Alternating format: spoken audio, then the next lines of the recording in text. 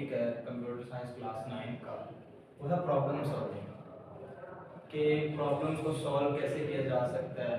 उसके हमारे पास 5 स्टेप हैं: defining a problem, understanding a problem, analyse a problem, candidate solution, selecting the best solution. यहाँ पर question ये अराइज होता है कि हम किसी भी प्रॉब्लम को सॉल्व करते हैं, उसके लिए क्या 5 स्टेप है? हरगिज़ ऐसा नहीं है। किसी भी प्रॉब्लम को सॉल्व करने के जो तरीके होते हैं वो एक नहीं होता, दो नहीं होते, तीन नहीं होते, मल्टीपल होते हैं। ये एमसीक्यूज भी आ सकता है कि प्रॉब्लम को सॉल्व करने के कितने तरीके हैं, 1, 2, 3 या मल्टीपल। तो इसका जो सूटेबल आंसर होगा वो मल्टीपल है। आज हम इन स्टेप में से डिफाइनिंग का प्रॉब्लम पढ़ेंगे। अब डिफाइनिंग का प्रॉब्लम से क्या मुराद है? मसले का तयन करना, यानी कि सबसे पहले ये ज़रूरी है कि हमें प्रॉब्लम स्टेटमेंट को समझना चाहिए कि प्रॉब्लम में वो क्या क्या है।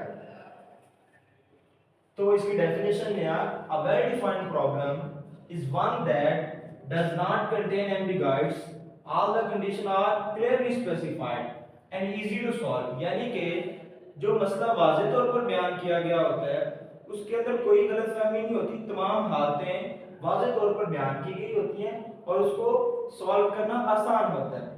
यहाँ पर इसकी डेफिनेशन के अंदर वो क्या कहना चाहता है? अगर हम किसी स्टूडेंट को कहते हैं बेटा फलां चीज लेके आओ, यानी कि हम उस चीज का नाम बता रहे हैं ना कि डस्टर उठा के लाओ, चेयर उठा के लाओ, तो इसके अंदर स्टूडेंट को पता है ये प्रॉब्लम क्लियरली स्पेसिफाइड है, हमने वाज़ेह तौर पर बयान कर दी है।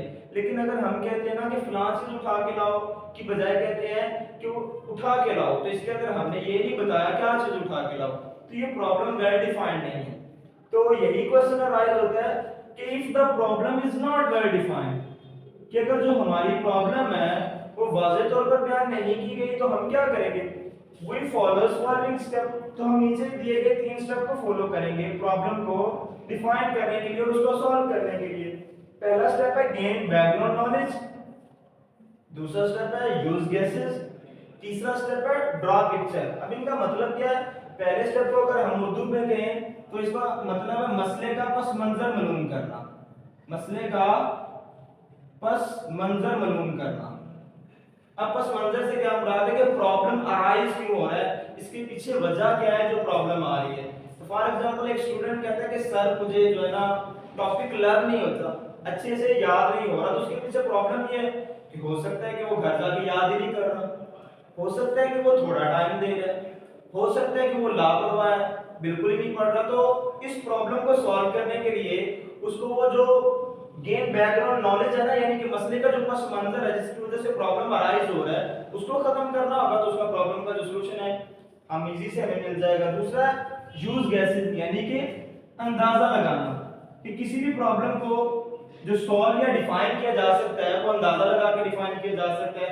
कि बच्चा पूछता है कि सर यहाँ से लाहौर तक का सफर कितना है और मैंने 5 से 6 दफा तय किया हुआ है, तो मैं अंदाजा लगा के उसको बता सकता हूँ कि बेटे 17 किलोमीटर है या 20 किलोमीटर है। जो हमारा यूज गेसेस होता है it is not a final solution, ये हमारा फाइनल सॉल्यूशन नहीं होता but near to the solution, हमारे सॉल्यूशन के करीब तरीन होता है, क्योंकि मैंने उस सफर को मैयर नहीं किया हुआ मीटर टेप से या किसी डिवाइस से, तो मैं उसको अंदाजे से बता सकता हूँ और वो उस प्रॉब्लम को इजी से सॉल्व कर सकता है। इसके बाद है जी ड्रॉ पिक्चर। ड्रॉ पिक्चर का मतलब है तस्वीर बनाना, कि अगर प्रॉब्लम वेल डिफाइंड नहीं है तो हम तस्वीर बना के उसको वेल डिफाइन कर सकते हैं और बाद में सॉल्व कर सकते हैं। फॉर एग्जांपल हमें एक चेयर चाहिए, वो चेयर जो है ना उसके अंदर फीचर्स ज्यादा हैं और वो बड़ी खूबसूरत बनी हुई है, उसकी जो बाजू है वो बड़ी खूबसूरत है और उसकी लेग्स जो हैं वो बड़ी डिजाइन से बनी हुई है, उसकी टेक बड़ी डिजाइन से बनी है। हम कारपेंटर के पास जाते हैं उसको वो डिजाइन बता देते हैं, तो this problem is not well defined, यानी कि जुबानी कलाम में हम उसको बता रहे हैं तो प्रॉब्लम वेल डिफाइंड नहीं होगी और ना ही वो उसको अंडरस्टैंड करके बनाएगा। और अगर हम उसको दिखा देते हैं ना तस्वीर की ये तस्वीर है, इस जैसी हमने चेयर बनवानी है, तो कारपेंटर फौरी से उसको देखेगा और कहेगा कि मैं इस तरह की तैयार कर लूंगा, तो प्रॉब्लम वेल डिफाइंड हुई तो उसका सॉल्यूशन भी जो है ना ये सामने आ गया कि ये कैसे हल होगा। तो डिफाइनिंग का प्रॉब्लम के अंदर हमारे पास ये 3 स्टेप थे। इसके बाद जो नेक्स्ट लेक्चर का हमारा टॉपिक है उसके अंदर हम पढ़ेंगे अंडरस्टैंडिंग का प्रॉब्लम। आज के लिए इतने काफी है और हमारे चैनल को शेयर करें, सब्सक्राइब करें और लाइक करें। Thank you so much.